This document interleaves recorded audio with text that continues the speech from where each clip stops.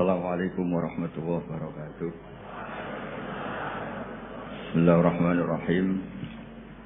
Tabarakalladzi nazzala al-furqana ala 'abdihi liyakuna lil 'alamina nadhira. Allahumma shalli wa sallim wa barik ala habibina sayyidina Muhammadin wa ala alihi wa sahbihi ajma'in, amma ba'du.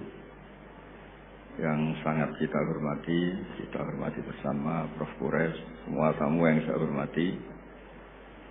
Ini karena Pak Rektor sudah tawaduk, jadi tidak saya hormati. Tak apresiasi tawaduknya. Karena di undangan itu, Rektor itu tulisannya Fathul Wahid. Gak ada profesornya, gak ada doktornya. Benar-benar tawaduk. Begini, jadi semuanya tamu yang saya hormati,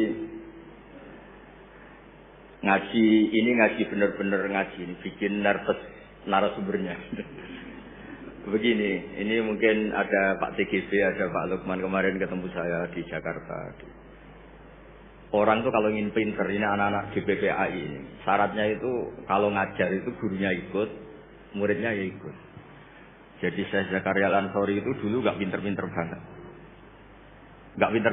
Sampai dapat gelar Syekhul Islam. Karena dia itu trauma, gurunya itu namanya Ibnu Hajar Al-Asqalani itu kerennya minta ampun. Kalau melihat santri goblok itu marah betul.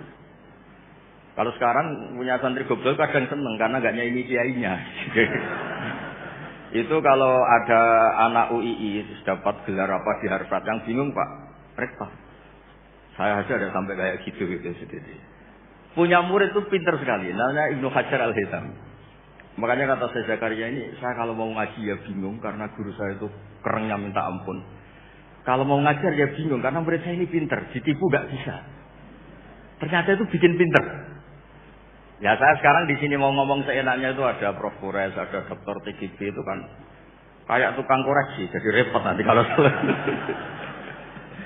Terus yang ngaji-ngaji di sini itu juga lebih pinter lagi. Pokoknya mintanya itu masuk surga lewat arahnya Gus Pak. Bikin arahan masuk surga itu kan ya tidak gampang. Tapi saya pastikan delalah Nabi yang ngendikan mangkola la ilaha illallah dakhalal jannah. Saya sering komplain ya sama beberapa orang-orang soleh. Saya komplain betul, bukan komplain nanti komplain betul. Dia itu ngijazahi saya wiridan la ilaha illallah panjang terus ruwet. Terus saya enggak hafal-hafal, saya dimarahin. Gus, kamu itu cerdas kalau ini kok udah hafal-hafal. Memang saya sengaja tidak saya hafalkan gitu. Yang ada tambahan-tambahannya itu Pak Kures. Banyak tanya. Kenapa? Nanti ke rumah saya, nanti tak kasih tahu. Tak kasih tahu itu si orang soleh ini nangis tobat. Padahal soleh loh. Tapi dia hanya soleh perilaku, tidak soleh secara keilmuan. Jadi juga harus tobat dia. Saya cerita. Di antara perlawanan ahli hadis adalah kalau hadis itu ditambahin. Misalnya gini. Mangkola la ilaha illallah mi'ata marrah dakhalal jannah.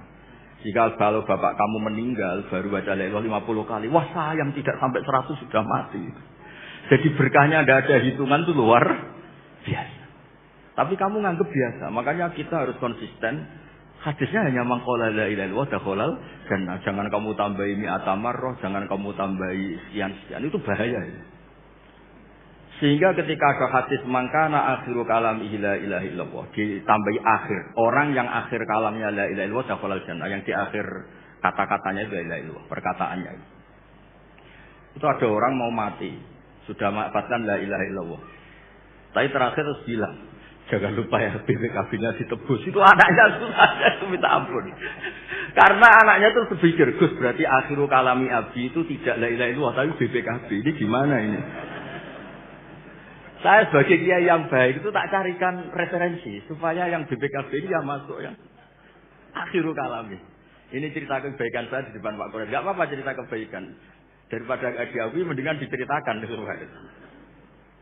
Tak cari, itu riwayatnya Abi Dawud dan beliau sendiri dalam menambahi akhiru kalami. Di riwayat yang lain itu enggak ada akhiru kalami, cukup mangkola la ilaha illallah dakhalal jannah. Karena itu bikin keresahan, kata akhiru kalami itu bikin keresahan. Ada yang akhir kalamnya BPKB, sertifikat. Ada akhir katanya nasib, apalah pokoknya banyak yang tidak akhiru kalami. Sehingga keilmuan hadis itu harus dijaga. Makanya kata Imam Muslim, Sahihain itu Bukhari Muslim. Beliau ngendikan lam naros sorihin akdzaba fi syai'in akdzaba minhum fil hadis. Saya tidak pernah melihat orang soleh berdusta kayak mereka berdusta ketika meriwayatkan hadis. Ini penting saya utarakan supaya orang itu gak gampang terjebak sama riwayat-riwayat gak jelas. Tafsir itu menjadi kacau itu gara-gara riwayat-riwayat yang tidak apa? Jelas. Maka ini ada Prof. Quraisy yang sangat-sangat menekuni tafsir. Jadi penting. Jadi mengkhidmati orang Islam itu dimulai dari cara pandang. Kenapa saya menjadi orang baik? Itu sederhana sebetulnya. Karena mengakui hukum. Saya ini memang kalau diundang jarang mau. Kecuali ada teror-teror tertentu. Karena merasa tua, merasa rektor apalah yang bisa dipakai neror itu. Ya, terserah. Yang penting bisa hadir. Termasuk TGB. Kemarin itu datang ke rumah saya. Tapi saya sudah bilang pasti tidak ikhlas. Ternyata betul loh undang saya. Terserahlah teror itu apa. Saya enggak, ini supaya kalian tahu ilmu itu penting. Ilmu itu penting. Saya termasuk orang yang berkeyakinan. Saya ini hebat kiai kampung. Saya sering datang ke kiai. Tapi pas nggak acara saya tinggi kiai kampung. Saya dengan kamu itu hebat kamu. Kenapa? Saya ini ngajar tafsir kayak tafsir Munir, tafsir Tobari itu udah berdoain. Kamu di kampung bikin madin, ngajarin aqaid khamsin itu berdoain. Ganjarannya orang yang melakukan berdoain itu lebih keren timbang yang melakukan fardu kifayah. Jadi kamu lebih hebat timbang saya.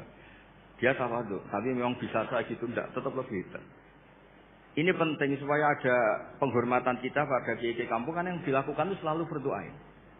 Makanya saya tuh pernah suatu saat berpikir, kenapa ada hadis orang miskin itu masuk surga lebih dulu 500 tahun ketimbang orang kaya. Dulu saya janggal.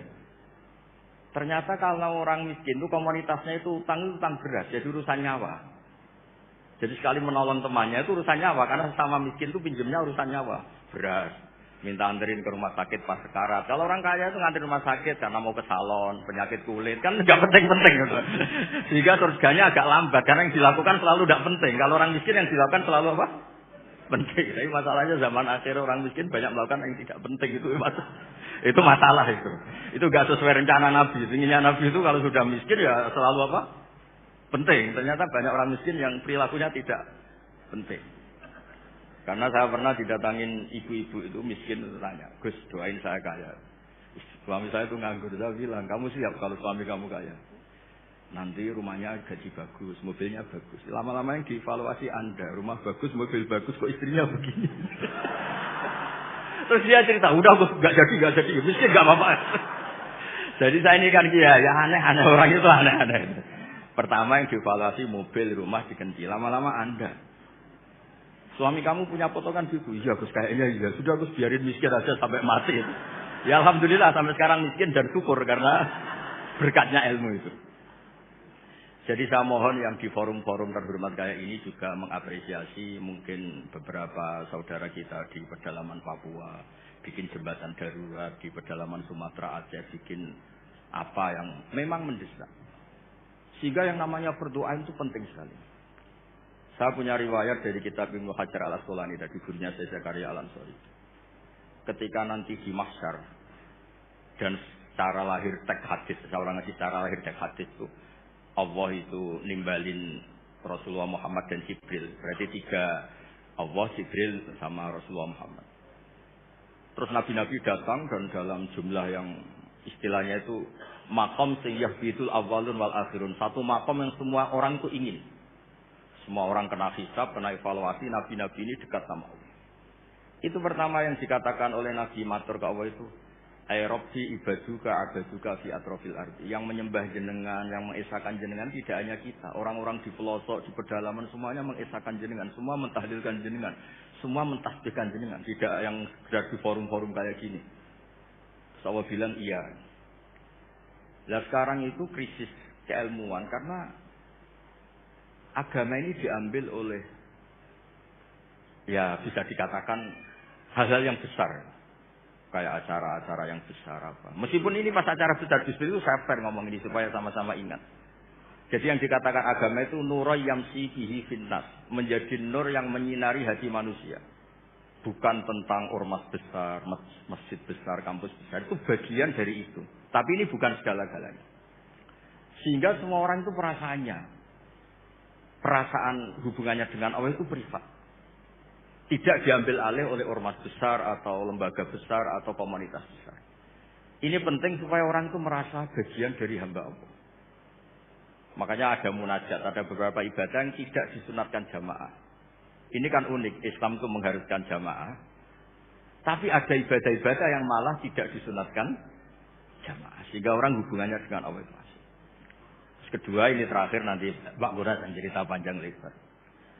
Perilaku ilmu itu di atas perilaku ibadah. Dulu Masjid Haram itu keren. Tapi karena salah kelola, itu diisi berhala-berhala yang ingin dapat berkahnya Ka'bah. Jadi orang kafir itu unik.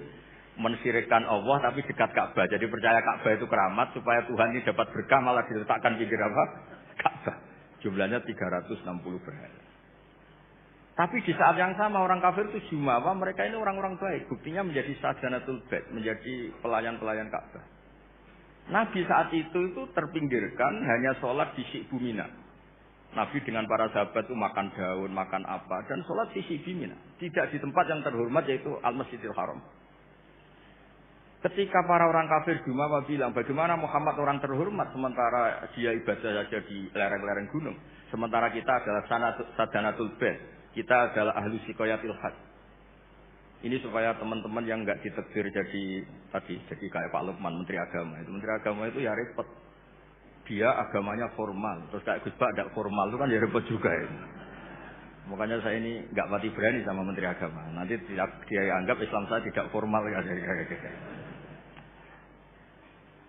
Itu terus Allah ngendikan asya'altum siqayatal haji wa imaratal masjidil haram kaman amana billahi wal yawmil akhir wa jahada.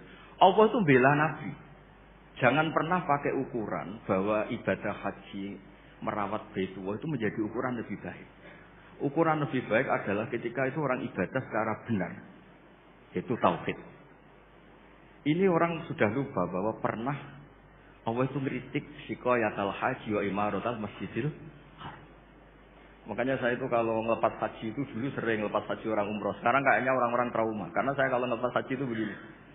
Kalau menurut hadis yang sering dipasang di BRI, di BNI itu al-hajjul mabrur salahu jazaa'un illal jannah. Itu populer sekali hadis itu. Terus ini ngelepas orang haji. Saya ngomong gini ngelepas orang haji. Tapi jenengan yang fakir sabar juga surga. Ibu-ibu nyabarin suami yang enggak jelas juga surga. Suami-suami yang nyabarin cerewetnya istri juga surga. Orang ingin haji gak kesampaian tapi gak ngomel-ngomel sama Allah juga surga. Kayaknya yang punya rumah itu kayak kecewa. Terus saya bilang gak tahu saya. Terus saya bilang jenengan angsal kecewa kalian pulau. Yang saya takutkan tuh kalau Allah yang kecewa kata saya. Karena saya diundang orang haji terus dalil-dalil haji yang lain ngenes karena gak bisa haji kata saya. Ternyata betul. Hampir semua yang hadir itu ngapresiasi saya. Gus matur nuwun Gus. Biasanya kiai-kiai itu kalau diundang untuk haji, dalilnya haji terus bikin kita nelongso, bikin kita tersiksa karena kayak yang masuk surga itu yang haji saja, kita ada masuk surga. Semenjak itu sudah terkenal. Jangan undang Gus Bak kalau ngelepas haji kan. Saya itu punya kitab makalahnya Abu Hasan Asyadili yang menjadi Thariqah Sadiliyah yang terkenal. La tansur ilmaka li saddiqakan nas walakin insur ilmaka li saddiqaka Allah. Kamu jangan pernah menyebarkan ilmu supaya diapresiasi manusia, tapi sebarkan ilmu supaya diapresiasi Allah Subhanahu wa taala. Makanya saya tetap meskipun kata orang banyak saya ini kiai terkenal, saya itu merasa ibadah saya itu ikrar. Mengakui fungsi-fungsi kiai yang di kampung-kampung. Mereka itu saya pernah punya teman, itu nyuwun sewu, gobloknya itu enggak ketulungan. Dia itu kerja di tengah hutan. Saya tidak tahu ilegal logging apa tidak, saya kerja di tengah hutan. Dulu nggak ada HP, saya disuratin. Gus gimana Jumatan di tengah hutan? Saya bilang, kamu kan pernah ngaji. Kalau nggak kampung nggak apa, ada usah Jumatan duhur saja. Masalahnya komunitas saya bilang, wong Jumat kok duhur, jadi mintanya Jumatan. Aduh. Pakai surat karena dulu nggak ada telepon nggak ada. Saya bilang ya nggak apa-apa Jumatan. Dia masih punya sisa-sisa ilmu. Katanya kalau nggak 40, nggak kampung, nggak wajib Jumatan. Kamu tadi minta Jumatan, sekarang nggak mau Jumatan, ini gimana? Wes Gus ini kan terkenal bodoh, jadi itu kewajiban orang alim mikir itu, nggak kewajiban orang bodoh mikir itu.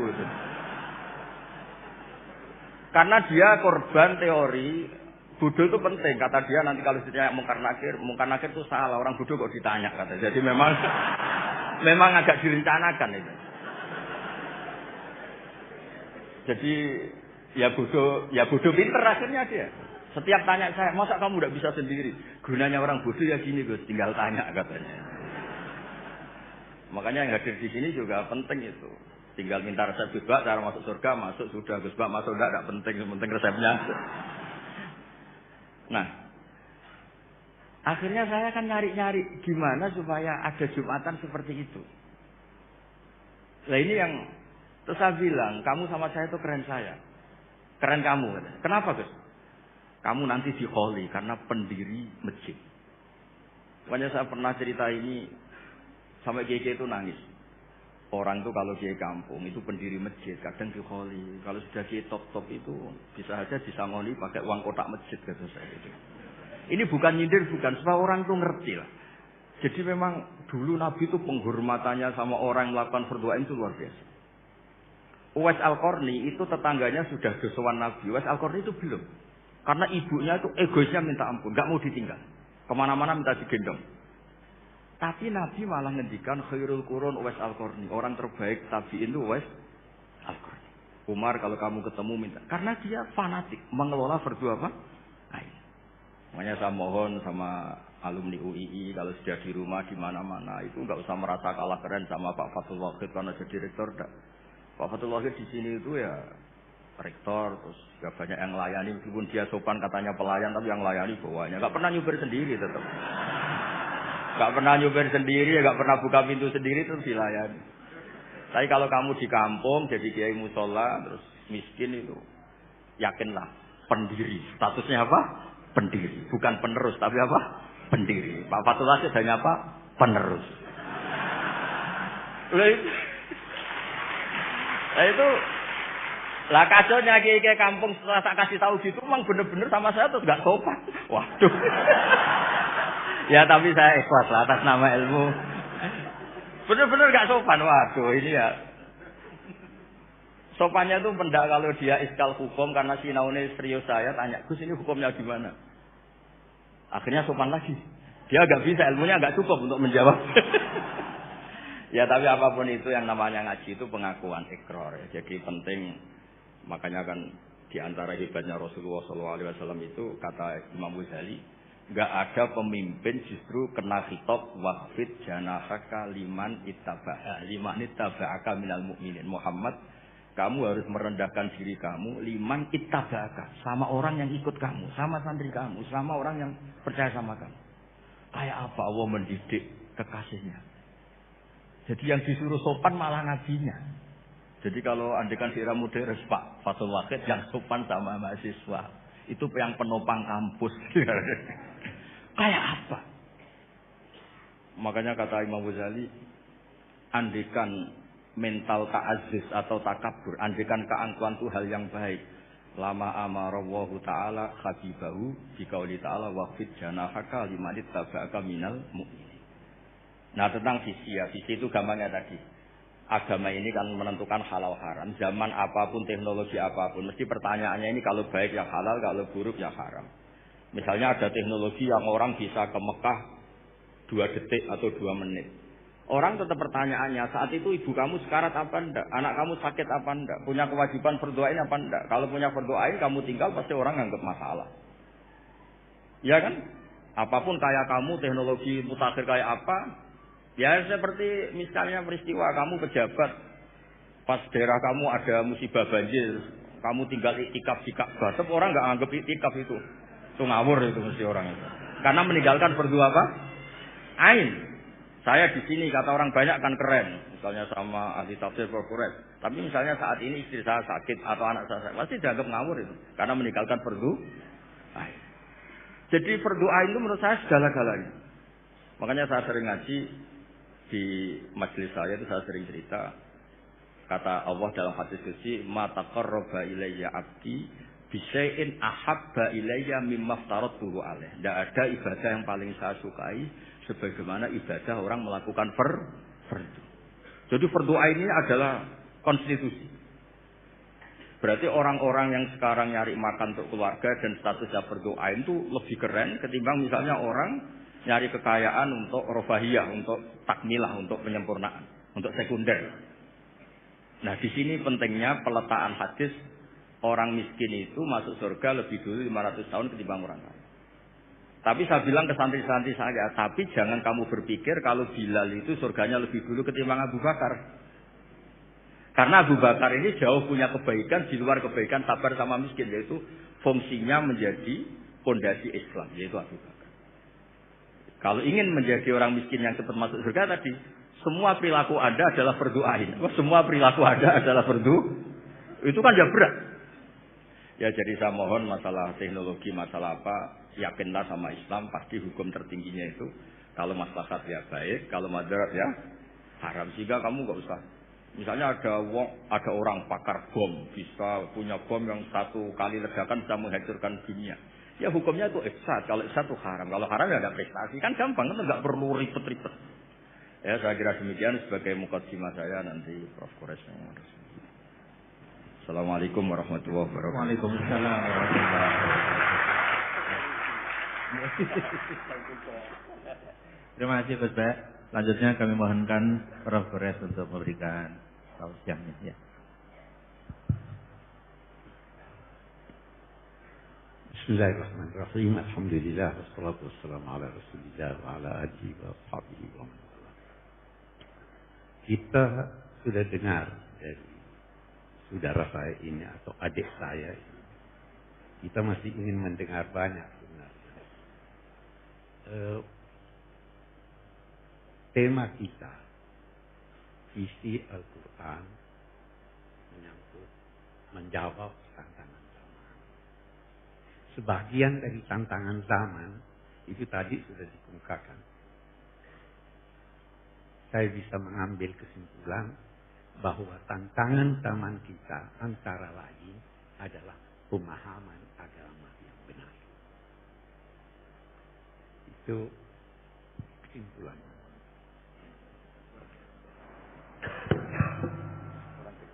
Kurang dekat. Oke. Jadi saya ulangi, saya mengambil kesimpulan dari apa yang dikemukakan oleh Gus Bahar tadi, bahwa tantangan kita antara lain adalah pemahaman agama yang benar. Kita bisa lanjutkan ini dengan mengambil kesimpulan umum. Nanti saya akan berusaha merincinya. Tantangan kita itu adalah zaman itu sendiri. Zaman mempunyai tantangannya.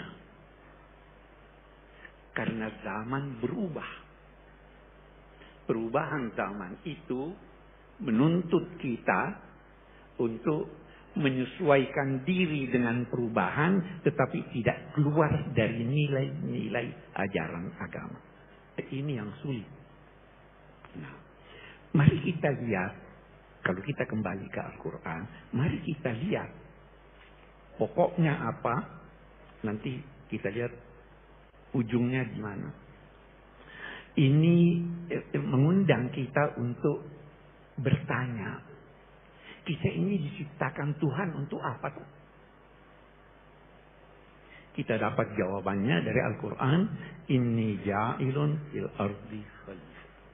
Khalifah itu adalah petugas. Bisa kita katakan mandataris Tuhan. Petugas yang ditugaskan Allah untuk mengelola bumi ini sesuai dengan nilai-nilai yang dikehendaki. Nah, ini khalifah fil ardi. Khalifah. Malaikat bertanya, ataj'alu fiha man yufsidu fiha wa yasfiku dima? Apa kamu akan menciptakan makhluk yang merusak di bumi?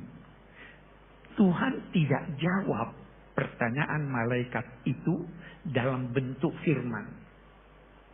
Dijawabnya, apa katanya? Wa 'allama Adamal asma'a kullaha.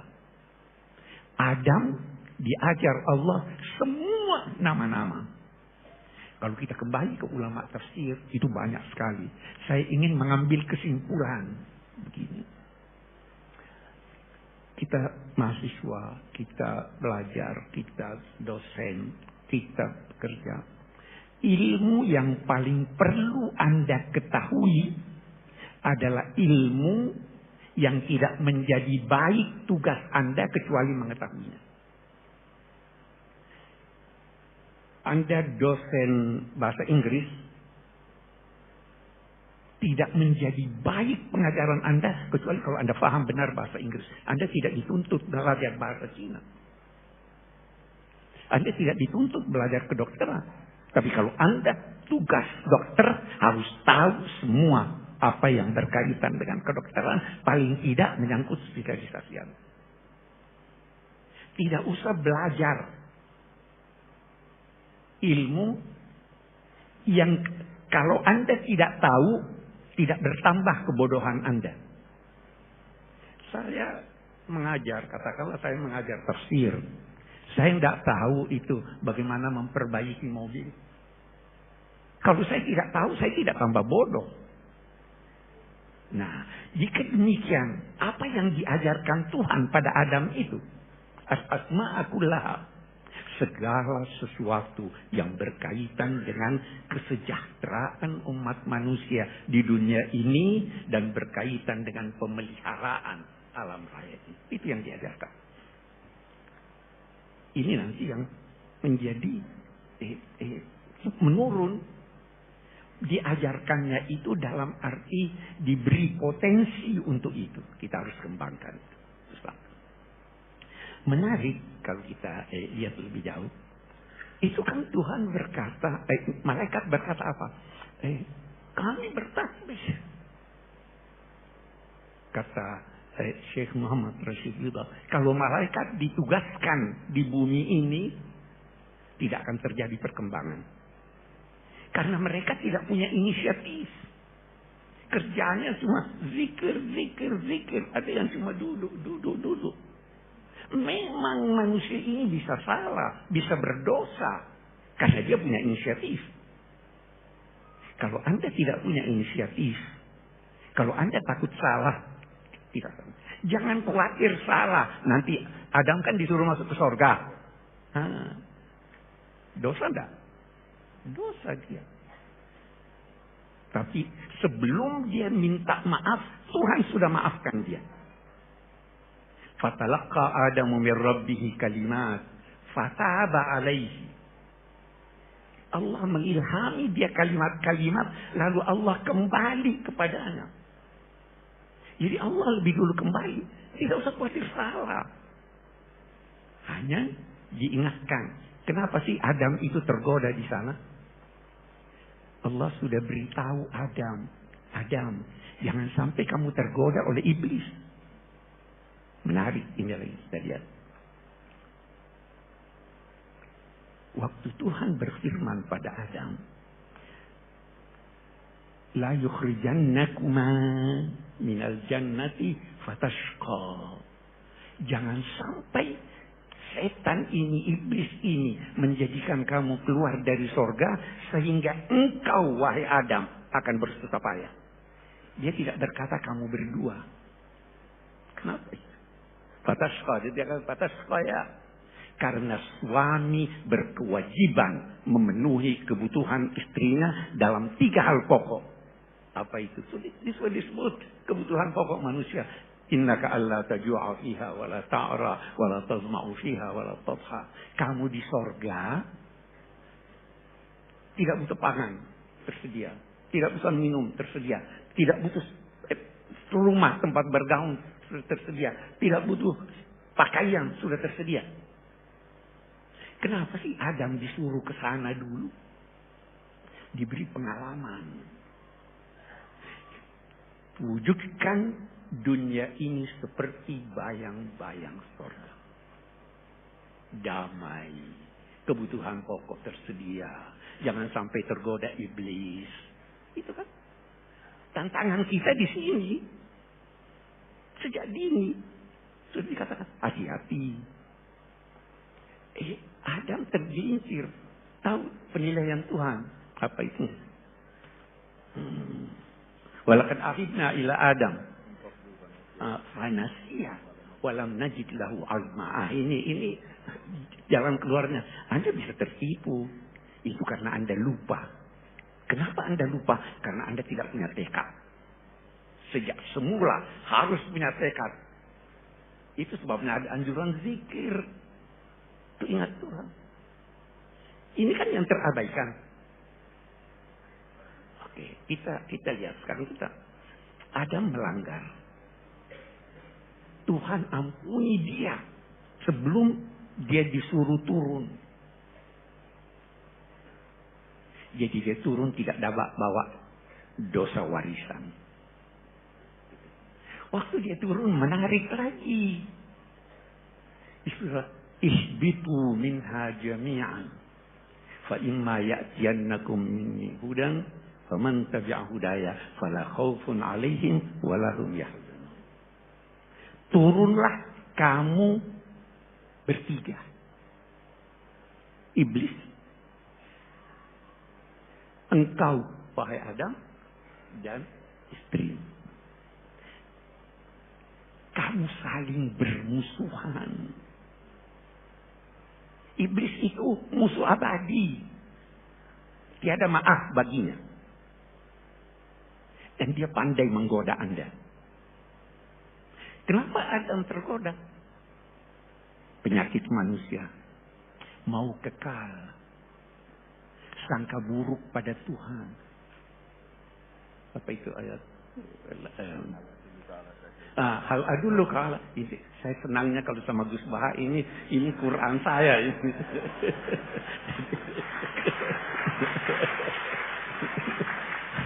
Hal adulluka ala syajaratil khuldi wa mulkin la yabla. Mana hakuma rabbukuma antilkuma syajara illa an takuna malakai. Takuna minal khalidin. Itu setan menanamkan buruk sangka pada Tuhan. Itu kamu dilarang dekat itu karena Tuhan tidak mau kamu jadi malaikat. Karena Tuhan tidak mau kamu kekal. Jangan pernah buruk sangka pada Tuhan. Ya, ini tuntunan yang kita bawa ke dunia nih. Nah, ihbitu minha jami'an. Turunlah. Anak cucunya menghadapi dunia ini paling tidak ada 3 sikapnya. Dunia hebat sekali ini. Sampai-sampai Imam Ghazali ada yang berkata dia tergelincir ketika berkata laisa fil imkan abda'u mimma kan. Tidak bisa lagi lebih indah dari ini. Maksudnya Imam Ghazali tentu bukan mengurangi kuasa Tuhan, tapi saya tidak akan terangkan itu. Indah sekali. Ada manusia waktu dia lihat alam raya ini semuanya indah, semuanya benar, semuanya baik. Kena angin sepoi baiknya, kehausan dapat air minum baiknya. Ini kok begini baiknya? Maka dia berusaha mencari apa yang terbaik dan menghimpun ketiganya. Di situ dia menemukan Tuhan. Nah, ini yang baik. Mencari yang benar melahirkan ilmu. Mencari yang baik melahirkan akhlak. Mencari yang baik, yang indah melahirkan seni. Tuhan mau kita itu jadi seniman, ilmuwan, dan kebudiman. Satu. Ada yang satu lagi nih. Satu kelompok. Yang indahnya. Alam raya ini dijadikan Tuhan ayat tanda. Saya beri ilustrasi. Saya mau ke Solo. Di jalan ada penunjuk jalan. Penunjuk jalannya satu orang berdiri, ada berlian di tangannya, wajahnya bagus. Waduh indahnya. Saya berlama-lama di sini, saya lupa ke Solo. Ada orang begitu terpengaruh dengan keindahan dunia dan sebagainya, dia lupa bahwa itu sebenarnya petunjuk jalan. Ada yang begitu. Ada lagi yang berusaha menghimpun semuanya itu. Tapi dalam soal yang sama dia takut. Dia himpun, begitu hilang dia sedih. Begitu dia mau tidak dapat dia takut. Nah, ini yang banyak sekarang. Mau himpun sebanyak mungkin dan takut bahkan menyesal. Nah, karena itu yang terbanyak Allah di dalam surat itu, imma ya'tiyannakum minni hudan faman tabi'a hudaya, tidak akan takut, tidak akan sedih. Anda tidak mungkin takut, Anda kehilangan, tidak sedih. Anda tidak dapat, tidak sedih. Anda dapat yang banyak, tidak angkuh. Itu tuntunannya. Sejak awal nih. Problema kita di sini nih. Oke, bagus. Masih ada waktu. Oke, kita lanjutkan. Turunlah di bumi. Sebenarnya bumi ini sangat indah. Bukan cuma indah, kait berkait. Kita baca surat Ar-Rahman. Ar-Rahman 'allama al-Qur'an, khalaqal insan 'allamahul bayan. Baru ya.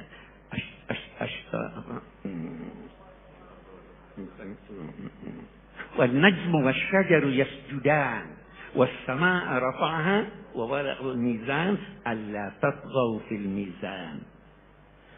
Kita lihat. Jadi cobalah pandang bumi ini. Bagaimana dia kait berkait. Pohon yang memiliki batang berdampingan dengan rumput. Pohon yang besar tidak menzalimi yang kecil. Yang kecil tidak ganggu yang besar. Ada keserasian. Ada keserasian antara manusia dan pohon. Betul? Kita menghirup apa toh? Oksigen dilahirkan oleh pohon. Pohon membutuhkan karbon. Kita keluarkan. Ada kerjasama. An-najmu wasyajaru yasjudan was-samaa'a rafa'aha wa wada'al mizan. Langit ditinggikannya, tapi dia menetapkan timbangan supaya teratur jalannya ini. Wal arda wada'aha lil anam. Ya. Untuk apa ya Allah itu semuanya? Alla tatghaw fil mizan. Jangan kalian melakukan sesuatu yang tidak benar menyangkut timbangan itu. Ini kenapa terjadi bencana? Boleh jadi yang di Aceh, di Sumatera itu karena ulah kita. Al-Quran sudah menyatakan. Saya tidak mau menuduh. Tapi boleh jadi.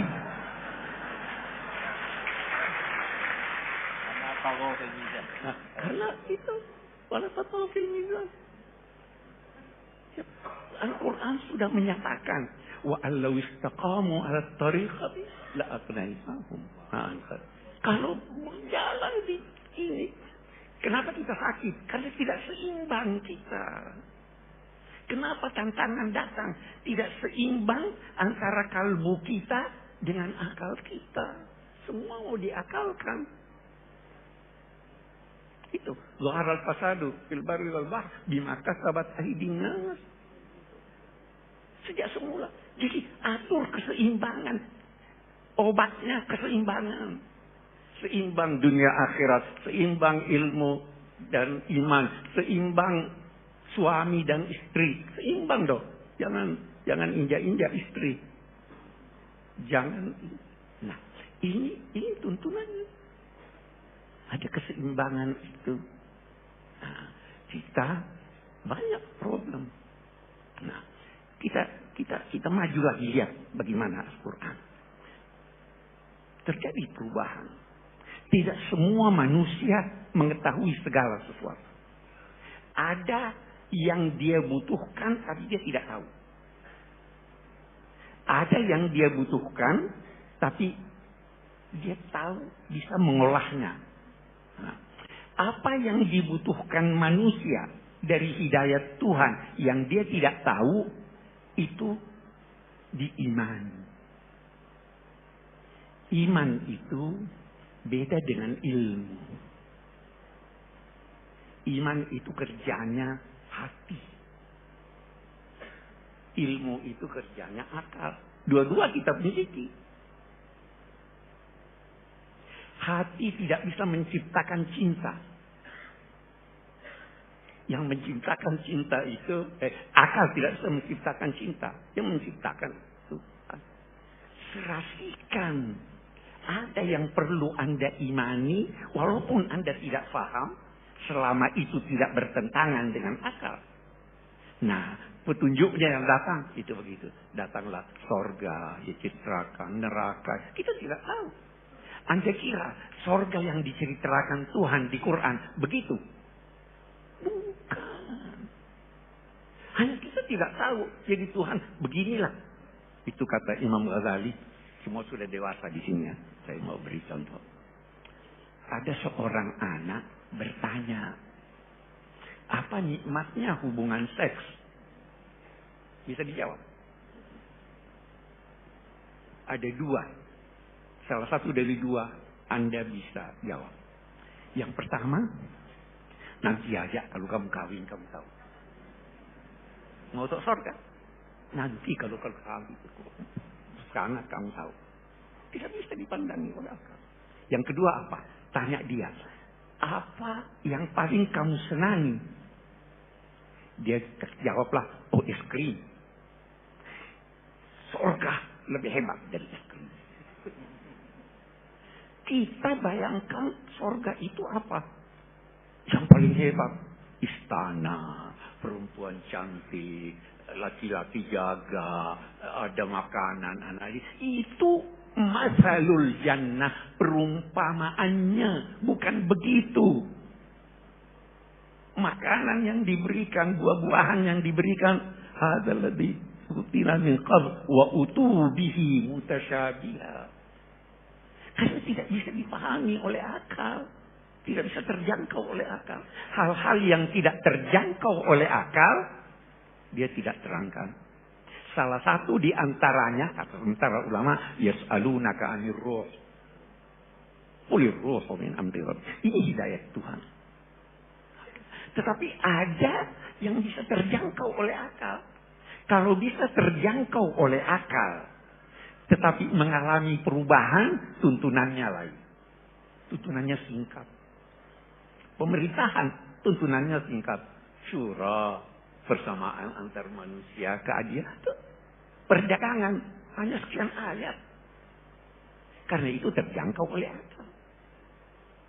Semua problema kita, termasuk problema yang sekarang ini orang ribut itu, saya sering namai KB.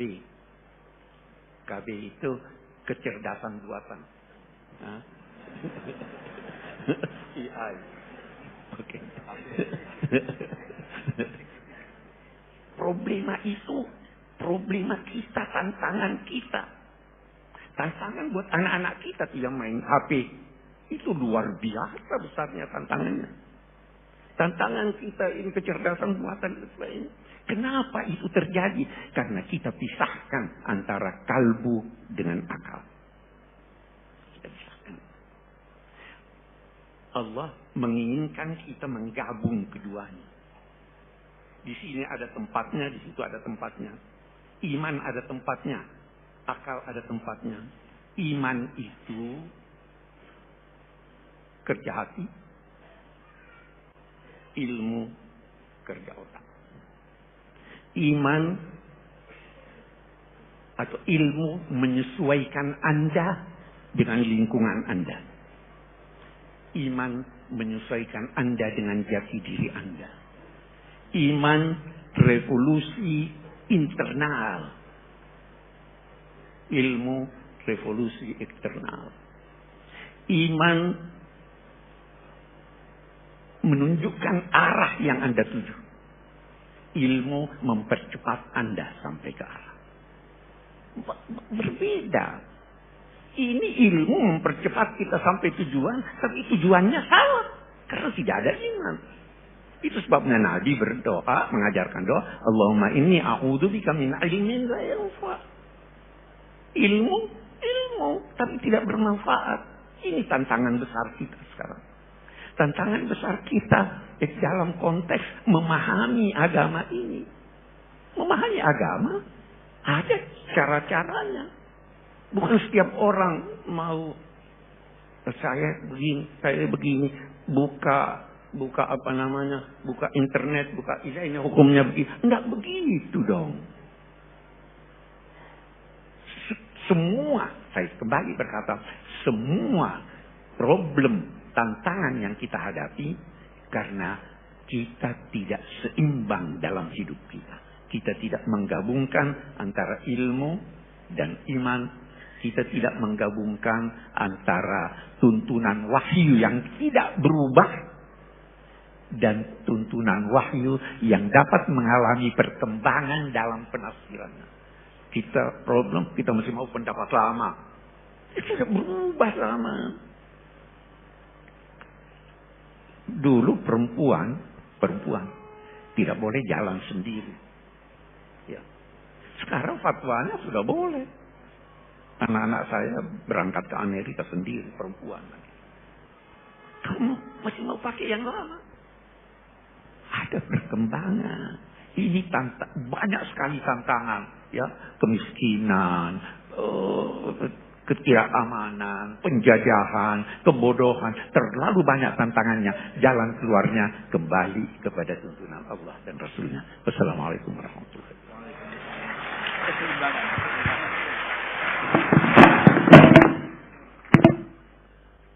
Baik, terima kasih Prof. Kures. Itu Bapak, karena ini tidak seminar, jadi tidak perlu saya simpulkan.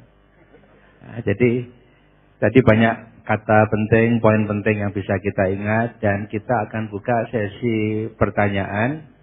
Mohon pertanyaannya sesuai dengan tema. Dan mungkin singkat padat dan nanti menyebutkan nama dan asalnya. Saya sedang mencari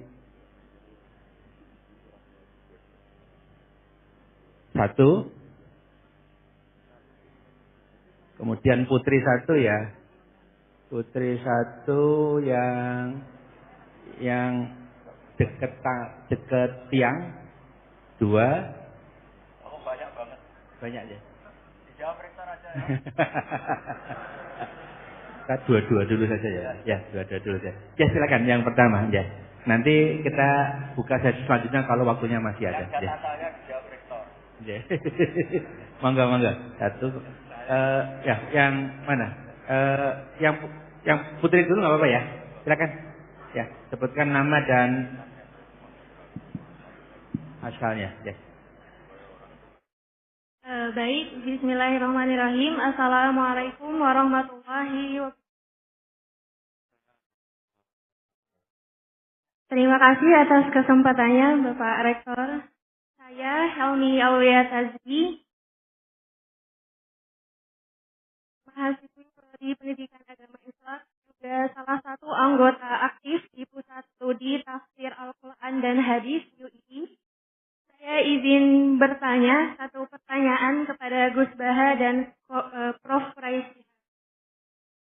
Jadi, belakangan ini terdapat beberapa tulisan opini dan penelitian yang menyebutkan bahwa di Indonesia ini mengalami krisis keteladanan dan menurunnya moral yang disebabkan oleh media sosial, diantaranya konten pornografi, kekerasan, dan budaya viral. Nah, dalam permasalahan ini, pendidikan agama Islam sering disebut memiliki peranan yang besar sebagai benteng moral. Akan tetapi, di lapangan kami menemukan bahwa pendidikan agama Islam ini tidak menyentuh aspek afektif, dia hanya sampai di tahap kognisi dan kognitif.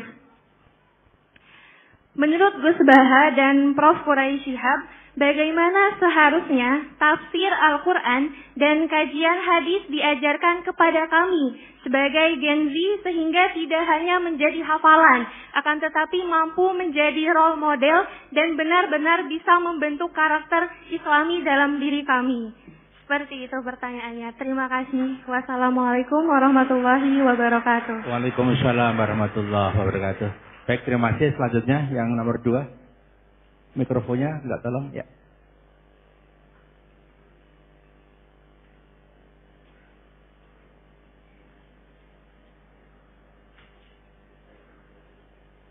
Cek.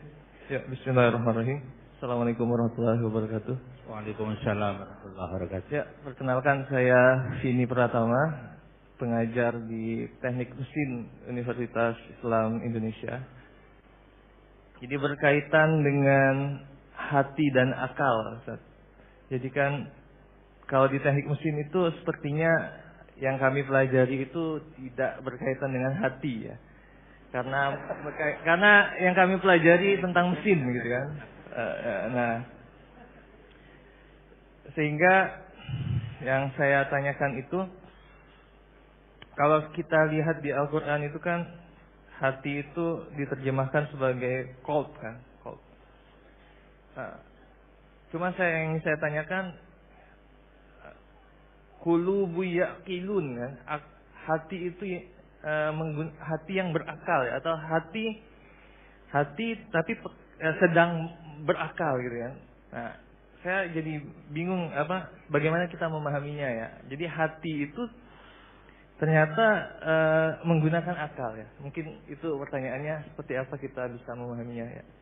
Billahi taufiq wal hidayah. Assalamualaikum warahmatullahi wabarakatuh. Waalaikumsalam warahmatullahi wabarakatuh.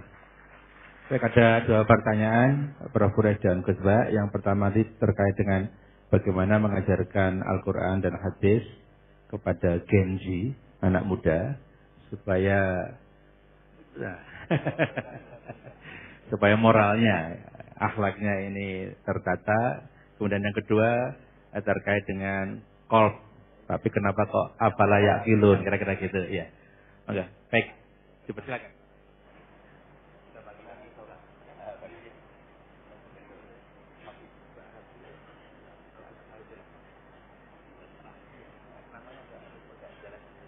Bismillahirrahmanirrahim. Ini tadi Pak Rektor lupa namanya. Karena depannya ada istrinya. Kalau ingat nama jenengan masalah.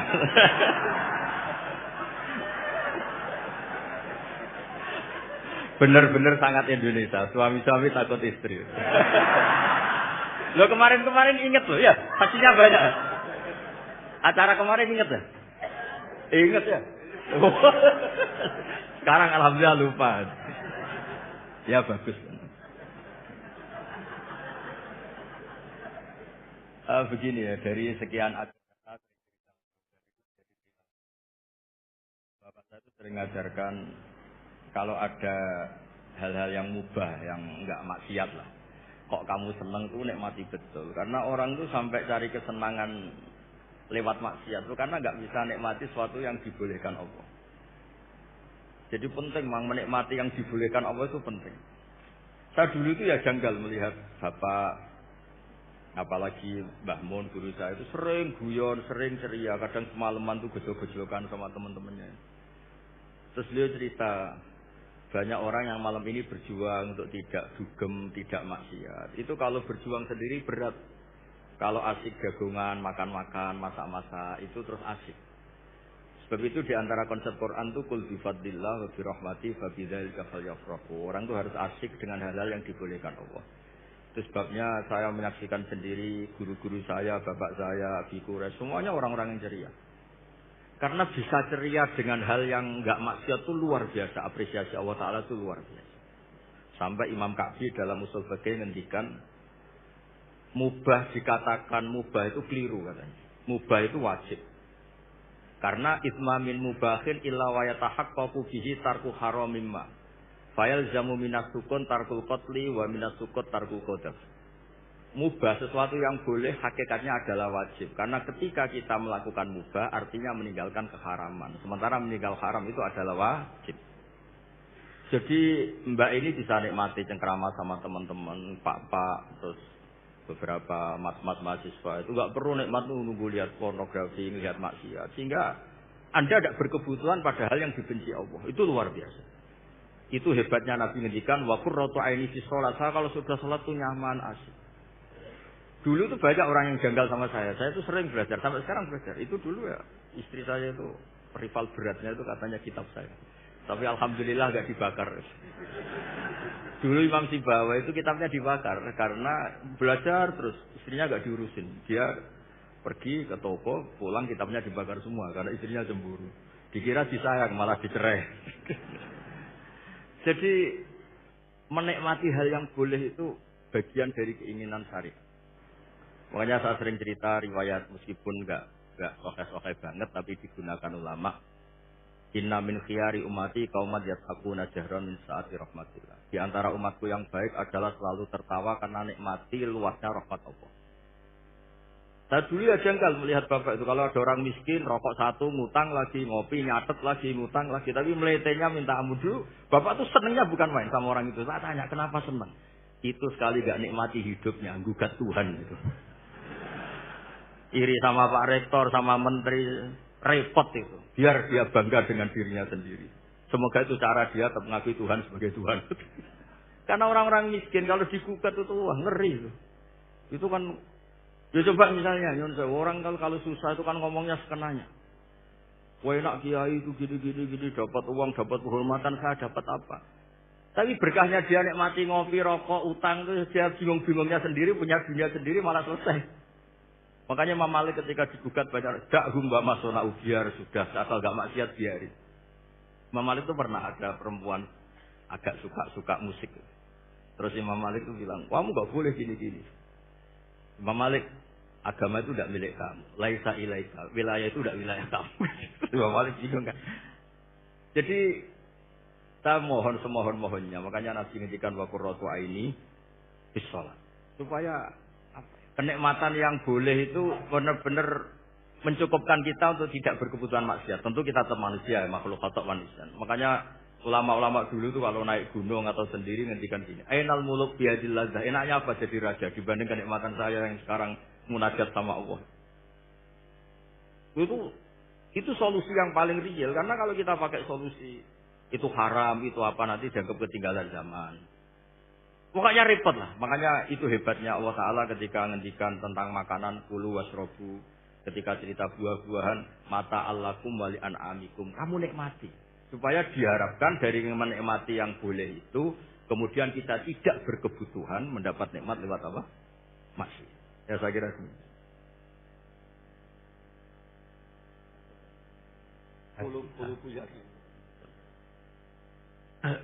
Baik.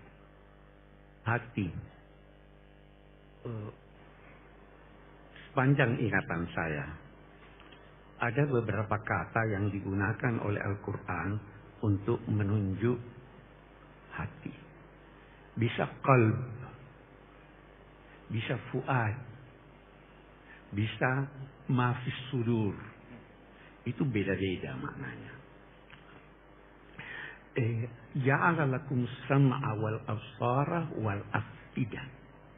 Allah menganugerahkan kepadamu mata, sam'a telinga. Dia sebut telinga dulu karena telinga yang pertama berfungsi. Baru mata. Telinga tunggal. Karena apa yang Anda dengar, yang di sana, di sini sama. Jadi tunggal. Absar, pandangan berbeda-beda. Yang dari sana melihat sini lain, dari sana melihat sini lain. Baru al-afidah. Afidah juga berbentuk jamak. Apa itu afidah? Nah, kita sebelum sampai sana, ja'ala lakumus sam'a wal absara wal afidah. Akhrajakum min butuni ummahatikum la ta'lamuna syai'a. Kamu dilahirkan tidak tahu apa-apa. Maka dia berikan kamu telinga supaya tahu, diberikan kamu mata supaya tahu, dan diberikan kamu hati. Nah, ini yang berfungsi mengetahui. Yang di dalam dada ini itu ada 3 dari segi isinya. Saya mengetahui 2 di antaranya. Yang 1 saya sudah lupa. Walaupun tadinya saya tahu. Saya beri contoh. Kalau ada yang bertanya pada saya, Bapak punya anak berapa? Saya tidak malu berkata anak saya 5. Istri berapa? 1. Insya Allah sampai akhir zaman 1. Ya, ya kan? Itu ada di dalam hati saya. Dan saya tahu itu. Dan saya tidak malu untuk menyampaikan pada Anda. Yang kedua, ada di dalam hati saya tahu, tapi saya tidak mau Anda tahu. Ada enggak itu? Nah, itu di dalam dada. Ada lagi di dalam dada. Saya tanya, pernah ingat waktu lahir? Sekian banyak hal yang kita tidak tahu lagi. Yang kita pernah alami, tapi kita sudah lupa. Tapi itu masih ada di dalam hati. Nah, ini dalam konteks bertanggung jawab di hari kemudian. Itu kalau kita katakan qalb itu dari asal kata yang berarti berbolak-balik. Tidak konsisten. Bisa begini, bisa begitu, tergantung dari kondisi dan pengalaman pendidikan dan sebagainya. Saya mau tanya, hati nurani itu pasti benar atau tidak? Banyak orang bilang, oh itu sesuai hati nurani. Hati nurani itu dibentuk oleh pendidikan. Dibentuk oleh pengalaman. Itu hati nurani. Hati nurani kapitalis tidak lebih bersih atau lebih kotor dari hati nurani. Gitu.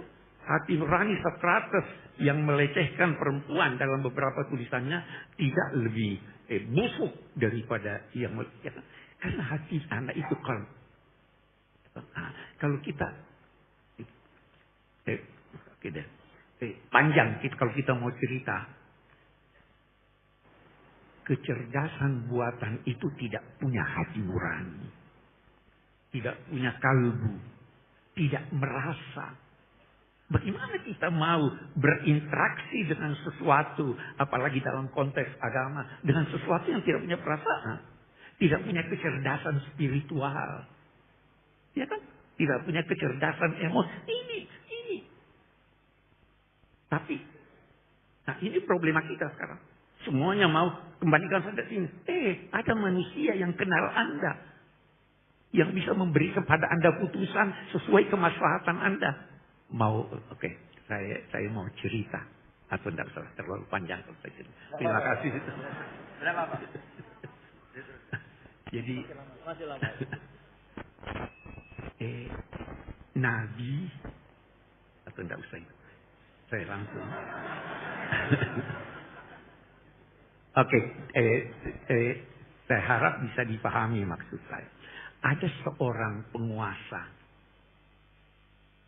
di bulan Ramadan, di siang hari, campur dengan istrinya.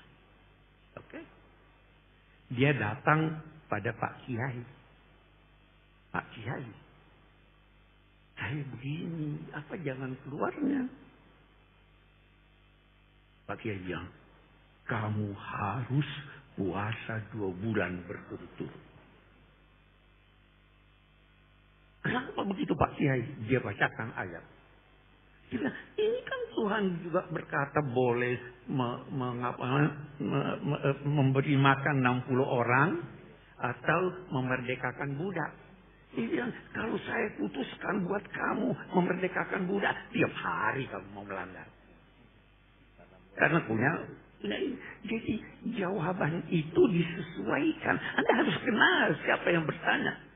Kalau ada yang bertanya pada Anda, 2 orang bertanya pada Anda, saya boleh berenang di laut? Kamu tidak boleh.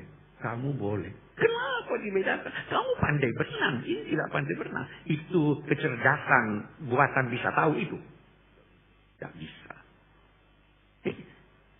Ada yang kita bisa gunakan dalam batas-batas tertentu, ada yang memang tidak bisa. Jangan semuanya lantas. Anda tidak ngerti apa-apa, buka itu udah begini. Enggak. Saya kira itu ya. Baik. Terima kasih Bapak dan Pak Kures. Kita buka sesi selanjutnya. Saya sedang mencari ini.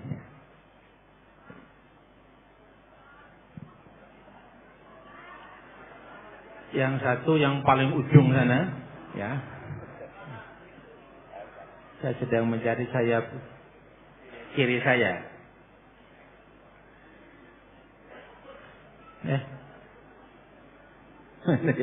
Oh yang depan ya, yang depan ruang batik ya. Dua dulu ya, dua dulu. Dimulai dari situ dulu ya, silakan. Ya.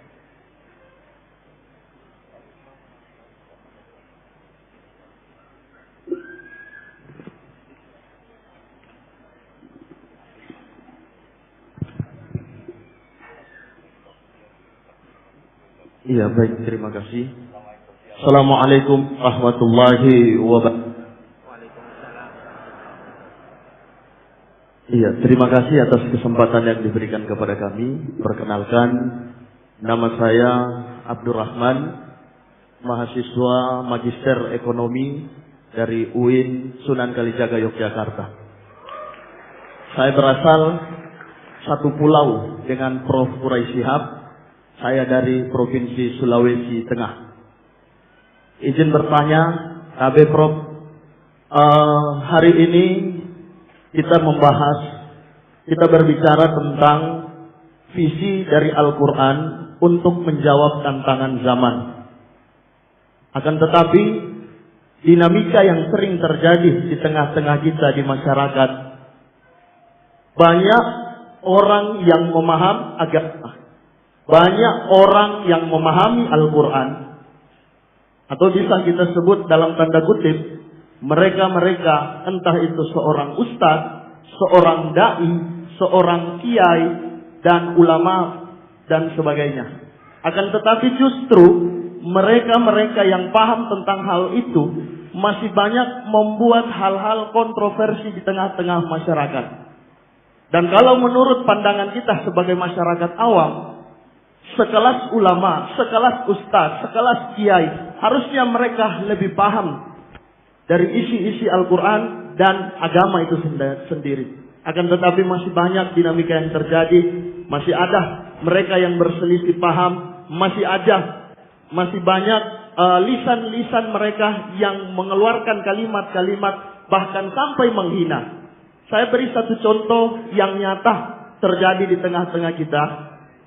Di pertengahan tahun 2025, ada seorang gus, seorang ulama, yang dengan ringan mengeluarkan kata kalimat dari menyebut ulama kami dari Sulawesi Tengah dengan perkataan monyet dan lain sebagainya. Hal ini kan tak pantas keluar dari lisan seorang yang paham tentang agama dan mohon pertanyaannya. Iya, kiranya bisa diberikan pandangan dari Prof dan juga Gus Baha terkait hal-hal tersebut. Terima kasih. Wassalamualaikum warahmatullahi wabarakatuh. Waalaikumsalam warahmatullahi wabarakatuh. Terima kasih. Selamat datang Prof. Ova. Berkenan bergabung bersama kami ya di depan ya. Ini Prof. Ova, Rektor Universitas Gadjah Mada, putri dari Rektor UII. Prof. ya ini Dahlan bukan saya. Baik, selanjutnya yang pertanyaan kedua tadi yang di ujung sana tadi, mana tadi? Sini, yang pakai ya. Sudah pindah di depan sini, Prof. Oh, situ ya, silakan. Iya, Assalamualaikum warahmatullahi wabarakatuh. Waalaikumsalam warahmatullahi wabarakatuh. Nama saya Faizatul Ansoriyah, Prof. Dari UNS. Seperti iya. Ya, suatu saat berdoa Prof. Quraisy dan Gus Baha kersa rawuh di UNS. Tadi sempat tersindir karena meninggalkan fardu ain ngajar hari ini. Tapi sudah dipindah besok kok, Gus. Jadi insya Allah aman. Jadi seperti itu. Ada banyak pertanyaan karena sudah bercita-cita lama sowan ke Prof. Quraisy dan Gus Baha hari ini. Baru lihat tadi malam posternya langsung dengan teman saya, satu dari fisik UNS Prof. Kita langsung berangkat pagi ini, sempat terdampar di lantai 3 tadi, tapi semangat 45 pindah ke bawah, akhirnya dapat tempat duduk meskipun di belakang. Alhamdulillah. Pertanyaan saya sebelum ke sesuai yang visi Al-Quran menjawab tantangan zaman, karena itu memang menjadi problematika kami sebagai pendidik, terutama di perguruan tinggi. Satu pertanyaan saya yang sangat menggelitik dari dulu kalau bisa soal Gus Baha. Saya pernah ditukani Gus Baha dulu terkait dengan zakat Gus, dan saya laksanakan sampai hari ini insya Allah. Pertanyaan saya yang sering muncul di IG atau apapun itu pernyataan ngendikanipun Gus Baha yang terkait seperti ini. Hidup itu mudah. Yang penting jangan maksiat dan bermanfaat untuk orang lain. Tapi itu kan susah, Gus.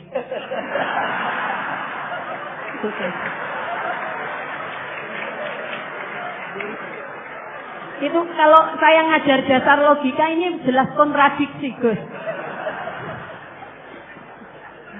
Itu pertanyaan saya yang sudah saya simpan lama, dan alhamdulillah hari ini meskipun terdampar di belakang, alhamdulillah Prof. Rektor bisa melihat kami dari UNS. Saya tadi ke panitia, Mbak, sampaikan yang dari luar kota juga boleh, ini perwakilan harus bertanya. Terus Prof atas waktunya. Yang kedua ini kegelisahan kami Prof. Quraisy, Gus Baha sebagai pendidik, bukan hanya mendidik anak kami, tetapi banyak anak-anak yang istilahnya kita sebagai pendidik kadang dihadapkan pada satu kondisi ketika anak memang betul-betul dibuat secara akademis itu pintar gampang, karena tinggal di leske, yang penting ada uang dan seterusnya, itu kapitalis. Karena masuk UI juga bayarnya lumayan deh, Prof.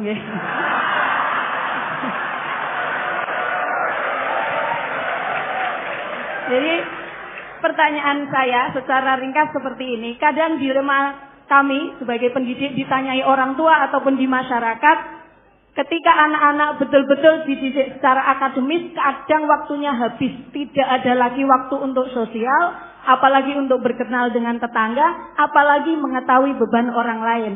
Tetapi ketika kita juga mendidik anak-anak kita untuk sosial dan sebagainya, secara akademis akan tidak semelesat orang-orang yang dididik secara akademis itu. Nah, ini Al-Quran menjawab kegelisahan kami pada orang-orang tua seperti ini, bagaimana? Itu saja. Yang terakhir bukan pertanyaan, saya nyuwun doanya untuk Prof. dari Prof. Quraisy, Gus Baha dan semua yang hadir di sini, bahwa kami para pendidik ini masih bisa tetap mempertahankan prinsip mendidik sesuai dengan zamannya. Matur suwun, waktunya. Assalamualaikum warahmatullahi wabarakatuh. Waalaikumsalam warahmatullahi wabarakatuh. Terima kasih, karena tadi UI disenggol, saya senggol balik. Di UI Bapak, itu tiap tahun kami memberikan beasiswa sekitar 1.500 paket. Saya jawab, Prof. Anak saya semoga besok dapat beasiswa. Amin. Ada untuk apa? Ada untuk yang hafiz, untuk pondok pesantren dan lain. Silakan ketik pmb.ui.ac.id.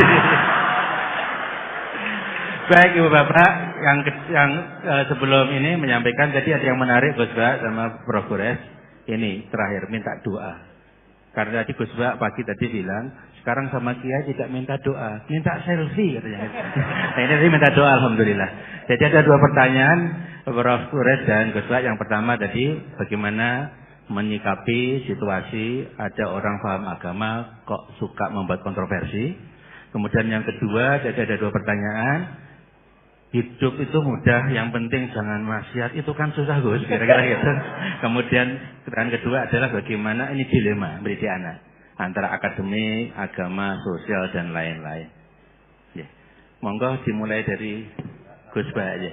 Ya, yang anak muda. Bismillahirrahmanirrahim. Tadi yang tetangganya Pak Quraisy yang jawab saya. Kalau sama tetangga nanti basa-basi.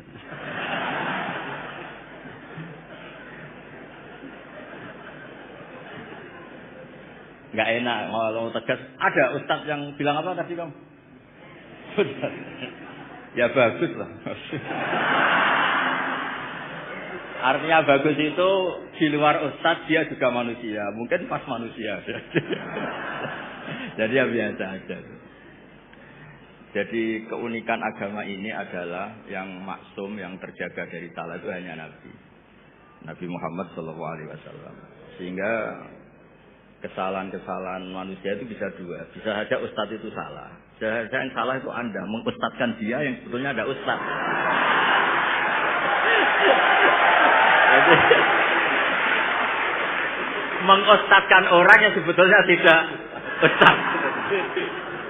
Jadi, kalau Pak Kures nggak sampai hati karena Anda orang Sulawesi.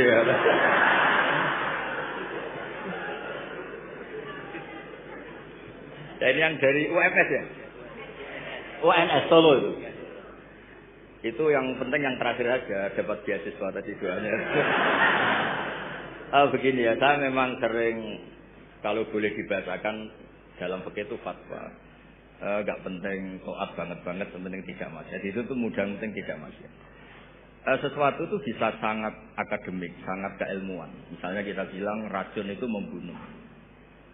Itu yang mengatakan itu sudah memenuhi kewajibannya mengingatkan kalau racun itu membunuh. Ketika ada orang yang tetap minum racun itu bukan kesalahan yang mengingatkan, kesalahan yang tetap minum racun. Dan kenapa menjadi mudah? Karena untuk memenuhi kebutuhan haus itu nggak perlu racun sehingga mudah. Maksiat juga sama, saya sering bilang, bapak saya itu nasihat paling sering itu, kalau ada hiburan mubah, hiburan yang dibolehkan Allah, kok kamu seneng tuh nikmati. Makanya itu sirinya, kiai-kiai itu suka gejlok-gejlokan, suka guyon, suka ngomong yang nggak penting. Itu sebenarnya perlawanan dirinya mungkin ya tetap namanya manusia ingin maksiat. Tapi ternyata untuk ceria, untuk seneng itu tidak sampai seperti itu. Pernah ada kiai itu nggak pernah tahajud, nggak pernah witir, tapi tiap malam tuh guyon. Suatu saat ada yang tanya, kenapa engkau kiai sering guyon? Dia bilang, saya ini termasuk jenis yang agak-agak hiper. Jadi untuk melupakan itu harus guyon terus. Jadi yang penting itu nggak maksiat, itu memang penting. Nah nanti kalau makom itu dinaikkan lagi, wa qurratu aini fi sholat, memang hiburannya itu sholat. Makanya Nabi itu, Aisyah itu cantik, Sayyidah Aisyah itu cantik, dan kalau tidur itu sengaja ditelentang di depan Nabi. Perlu dicatat Aisyah itu perawan dan cantik. Itu Nabi tetap sholat. Kenangannya Sayyidah Aisyah, kalau sujud kaki saya tak tekuk, tapi kalau beliau berdiri tak soljerkan lagi. Tetap saja sholat. Malah beliau pamit, dari ini ata'abbadu li Rabbi. Saya pamit ya maklumi, saya ini baru asik dengan Allah. Ini pasti hadirin nggak terima semua. Wah itu nggak bisa, Gus, berat. Ya. Kalau menurut saya Anda lebih bisa, karena istri kamu pasti nggak mau. Pasti nggak mau. Itu pernah ada hadis. Ini betul, ini hadis sahih. Suatu saat Nabi itu sudah sholat di majlis, sudah mau takbir, ingat belum mandi junub. Ini kan kulil haqqo ya. Terus Nabi pulang terus mandi junub, terus bilang saya lupa nggak mandi junub, makanya saya pulang mandi junub terus sholat. Ada yang tanya, Gus, masa Nabi gitu? Ya kan ngumpuli istri itu kan halal, kenapa ada janggal? Masalahnya Gus, kita Kiai Indonesia tidak akan ngalami itu. Karena maunya itu jarang. Artinya gini, guyonan-guyonan to'at, guyonan-guyonan mubah itu bikin setan itu putus asa. Makanya resepnya Allah itu qul bi fadlillah wa bi rahmati fa bidzalika falyafrahu. Coba, ini majlis yang hadir banyak. Padahal di sini enggak ada orang buka aurat, enggak ada yang jorok-jorok. Karena sebenarnya kita ini baik, kita ini menang. Saya yakin setan hari ini mungkin stroke, mungkin baru periksa. mungkin baru di ICU itu. Karena ya tadi, kok bisa kebaikan. Jadi Anda kalau ingin melihat di Quran itu ada ayat inna kaida syaitani kana dha'ifa. Setan itu sebenarnya lemah. Kalau setan sukses berarti gak ada orang ngaji, gak ada orang sujud, gak ada orang bersedekah, gak ada orang puasa. Ternyata tambah hari tambah banyak. Bahkan lembaga keislaman itu diuniversitaskan jadi Universitas Islam Indonesia itu tadi. Yang dikomplain katanya mahal tadi itu terus rektornya nggak terima, itu yang lain harus terima kan, nggak punya kepentingan menjawab, yang punya kepentingan kan rektor. Jadi nggak terima kalau solehnya nggak diungkapkan tadi berapa yang beasiswa.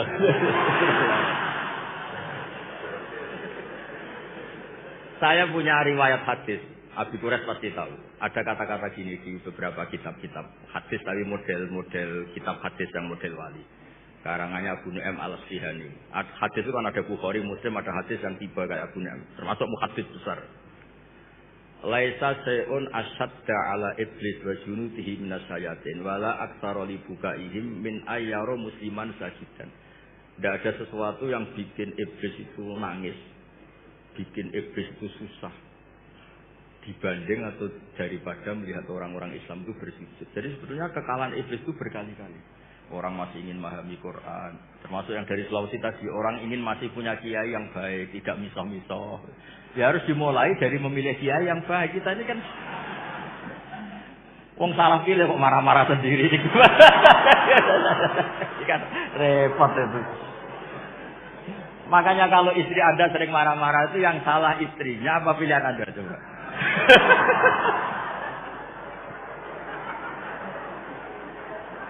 Gimana itu jawabnya itu? Gak usah dijawab Pak Quraisy, kasihan, tertekan betul beliau juga. Oh, gak tertekan. Dia tahu perasaan saya.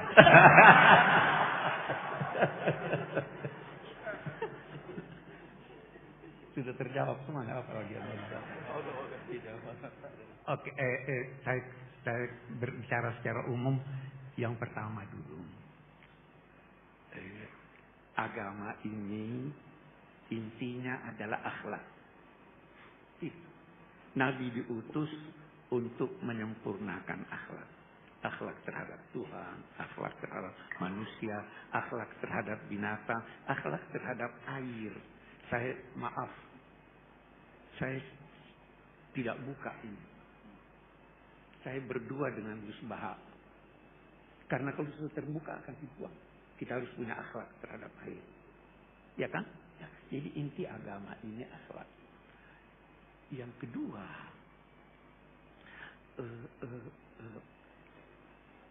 jangan pernah maki. Jelas Al-Quran. Wala tasubbul ladzina yad'una min dunillah fayasubbullaha adwan bighayri. Jangan maki. Itu satu.